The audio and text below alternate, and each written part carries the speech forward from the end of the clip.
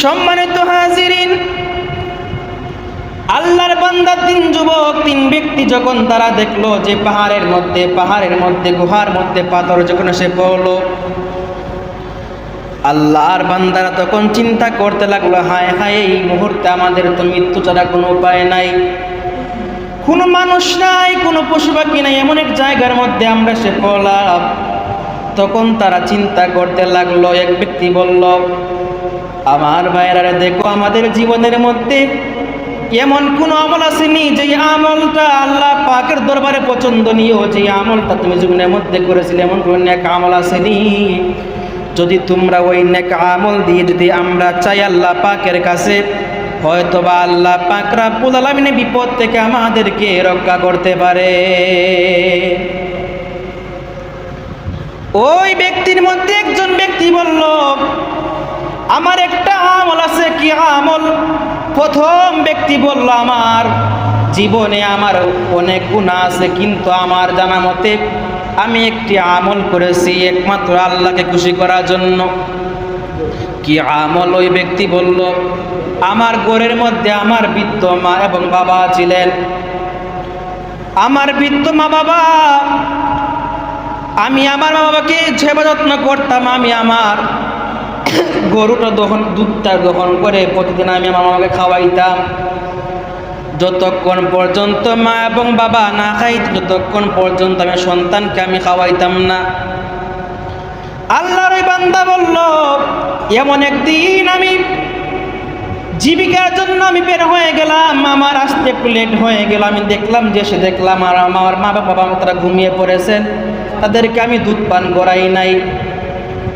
আল্লাহর ওই বান্দা বলল, যখন আমি দেখলাম যে তারা ঘুমিয়ে পড়েছে না, আমি তাদেরকে ডাক দিলাম না। ডাক না দিয়ে যখন সকাল হয়ে গেল, সকাল হয়ে যাওয়ার পরে আমি আমার মা বাবাকে আমি দুধ পান করাইলাম। এর ভিতরে আমার সন্তানগুলা দুধের জন্য কান্নাকাটি করেছে। কান্নাকাটি করার পরেও আমি আমার মা বাবাকে দুধ না পান করাইয়া আমার সন্তানকে দুধ পান করাই নাই। আমি একমাত্র মা বাবাকে খুশি করার জন্য, আল্লাহর হুকুম পালনের জন্য আমি এই কাজটা করেছি। আল্লাহর ওই বান্দা আল্লাহ পাকের কাছে চাইল যে, আল্লাহ, আপনার কাছে যদি আমার এই আমলটা পছন্দ হয়ে থাকে, আজকের এই বিপদের দিনে আপনি আমাকে এই বিপদ থেকে রক্ষা করে দে। প্রথম বান্দা বলল যে, আমার জীবনে কোনো আমল নাই, তবে আমার মা বাবার আমি খেদমত করেছি এবং আমি আমার মা বাবাকে আমি দুধ পান করিয়েছি।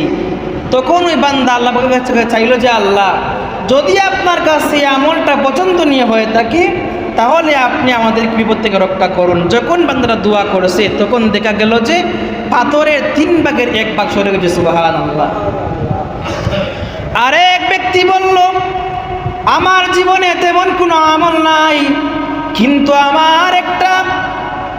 আমার জীবনে একটা ভালো কাজ আছে। কি ভালো কাজ রয়েছে? তখন এই ব্যক্তি বলল, আমার একজন চাচাতো বোন ছিল, আমার সেই বোনটাকে আমি অনেক ভালোবাসতাম, অনেক পছন্দ করতাম। এমন একদিন বোনটা বিপদের মধ্যে পড়ার পরে আমি তাকে বললাম, তুমি আমার সঙ্গে যদি যে না করো, তাহলে আমি তোমাকে সাহায্য করতে পারি। তখন ওই ব্যক্তিটা বলল, যখন আমি আমার বোনকে যখন সাহায্য করার পরে যখন আমি রুমের মধ্যে গেলাম, রুমের মধ্যে যাওয়ার পরে ওই বোনটা বলল, ইত্তাকিল্লাহ, ও ভাই, তুমি আল্লাহকে ভয় করো। ওই ব্যক্তি যখন বলল যে আল্লাহকে ভয় করো, এর সঙ্গে সঙ্গে আমার মনের মধ্যে আল্লাহর ভয় চলে আসলো। আল্লাহর একটা ভয়, আমার জাহান্নাম ভয় আমার মধ্যে চলে আসলো। আমি আর জিনা করলাম না, আমি আর খারাপ কাজটা করলাম না, খারাপ কাজটা না করে আমি চলে আসলাম। আল্লাহর এই বান্দা বলল, আল্লাহ, ওই আমল যদি আপনার কাছে পছন্দনীয় হয়ে থাকে, আজকের এই কঠিন মুসিবতের দিনে আপনি আমাদেরকে বিপদ থেকে রক্ষা করুন। ওই বান্দাটা যখন আল্লাহ পাকে চাইল, চাওয়ার সঙ্গে সঙ্গে দেখা গেল পাথরের 2 ভাগ সঙ্গে সঙ্গে ভাগ হয়ে গেছে। 3 ভাগের মধ্যে কয় ভাগ ভাগ হয়েছে? 2 ভাগ। আর হয়েছে কয় ভাগ? 1 ভাগ। তখন তারা দেখলো যে তাদের এই গুহার মধ্যে একটু আলো আসতেছে। তখন মনের মধ্যে তারা একটা প্রশান্ত অনুভব করলো যে 2জন ব্যক্তির নেক আমলের মাধ্যমে আল্লাহ পাক যেহেতু আমাদেরকে সামান্য পরিমাণ আমাদেরকে আশ্বাস দিয়েছেন, হয়তো বা আগুন যদি চান ইনশাআল্লাহ আল্লাহ পাক আমাদেরকে প্রত্যেককে রক্ষা করবেন। তৃতীয় ব্যক্তি বলল, আমার জীবনে তেমন কোনো আমল নাই, তবে আমার জীবনে একটা আমল আছে। কি আমল? তখন ওই ব্যক্তিটা বলল, আমার জীবনে অনেক গুনাহ করেছে, অনেক পাপ করেছে, কিন্তু আমার বাড়ির মধ্যে একজন শ্রমিকের কাজ করেছিল, এক ব্যক্তি শ্রমিক দিয়েছিল, সে মজুরি দিয়েছিল, কিন্তু এই ব্যক্তিটা মজুরিটা না নিয়ে, ওই দিন মজুরি না নিয়ে সে চলে গেল।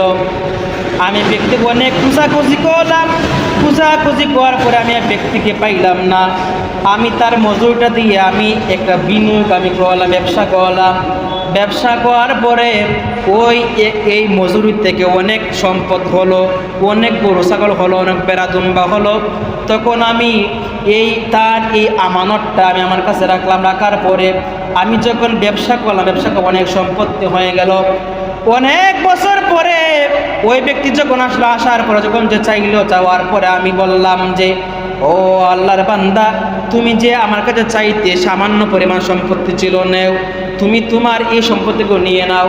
তখন ওই ব্যক্তি বলল, আমি তো আপনাকে সামান্য পরিমাণ আপনি টাকা পাই, তাহলে আপনি কেন আমাকে তোগুলো বেড়াদম্বা দিচ্ছেন? তখন ওই ব্যক্তি ডাক দিয়া বলল, আল্লাহর বান্দা, শুনো রে, যখন তুমি চলে গিয়েছিলে, আমি চলে যাওয়ার পরে অনেক খোঁজাখুঁজি করেছি, কিন্তু আপনাকে আমি পাই নাই। না পেয়ে আমি আপনার এই মজুরি দিয়া আমি ব্যবসা করেছি, বিনিয়োগ করেছি, তার কারণে আজকে এই ওটার সম্পত্তি হয়েছে। এই ওটার সম্পত্তি হচ্ছে আপনার আমার আমানত। সেই জন্যে ওই ব্যক্তিটাকে অনেক সব সম্পত্তি সে পেয়ে দিয়েছিল। ওই ব্যক্তি বলল যে, আল্লাহ, ওই দিন আমি ইচ্ছা করলে আমি ওই মজুরিটা আমি খেতে পারতাম, কিন্তু আমি আমানত হিসেবে আমি মজুরিটা খাই নাই। না খাইয়া আমি আপনার ওই দিন মজুরিটা আমি আমানত হিসেবে আমি রক্ষা করেছি। রক্ষা করে আমি তা সম্পূর্ণ আমি ফিরিয়ে দিয়েছি। আপনাকে যদি আমার যদি পছন্দনীয় হয়ে থাকে, আল্লাহ পাক রব্বুল আলামিন আজকের এই কঠিন মুসিবতের দিনে আপনি আমাকে সাহায্য করুন। আল্লাহর বান্দা যখন চাইলো, আল্লাহ পাকের কাছে বলল যে, আল্লাহ, ওই দিন আমি কোনো মানুষকে খুশি করার জন্য নয়, একমাত্র আপনাকে খুশি করার জন্য আমি এই কাজটা করেছি। যখন যে চাইলো, চাওয়ার সঙ্গে সঙ্গে দেখা গেল সম্পূর্ণ পাথরটা গুহার মুখ থেকে সরে গেল। ওই বান্দা বলল যে, একজন বান্দা মজুরি দিয়েছিল, সে মজুরির টাকাটা সে নেয় নাই। প্রথমে না নেওয়ার পরে সে ওই মজুরির টাকাটা দিয়ে সে একটা বিনিয়োগ ক্ষেত্রে সে লাগিয়েছে, এবং অনেক বছর পর যখন সে আসলো ওই দিন মজুরটা আবার আসার পরে, তখন ওই সামান্য পরিমাণ মজুরি দিয়ে সে একটা বিনিয়োগ করেছে, সে ব্যবসা করেছে, তা অনেক সম্পত্তি হয়েছে। এবং সে দেখা গেল ওই দিন মজুরকে সে তার সমস্ত সম্পত্তি, যা যতগুলো সম্পত্তি হয়েছে এই বছরের মধ্যে, অনেক বছরে সমস্ত সে ফিরিয়ে দিয়েছে। তখন বললো যে, আল্লাহ, আমি ইচ্ছা করলে আমি ওই দিন মজুরকে আমি ঠকাইতে পারতাম। আমি ইচ্ছা করলে আমি যদি চাইতাম যে আমি দিন মজুরকে আমি এই মজুরটা দিব না, আমি ইচ্ছা করলে পারতাম, কিন্তু আমি তা করি না, একমাত্র আপনাকে ভয় করে। যদি এই আমল যদি পছন্দনীয় হয়ে থাকে, তাহলে আজকের এই কঠিন মুসিবতের দিনে আপনাকে সাহায্য করুন। বান্দা যখন চাইলো আল্লাহ পাকের কাছে, চাওয়ার সঙ্গে সঙ্গে দেখা গেল যে পাথরটা ছিল, সমস্ত পাথর সরে গেছে। সুবহানাল্লাহ।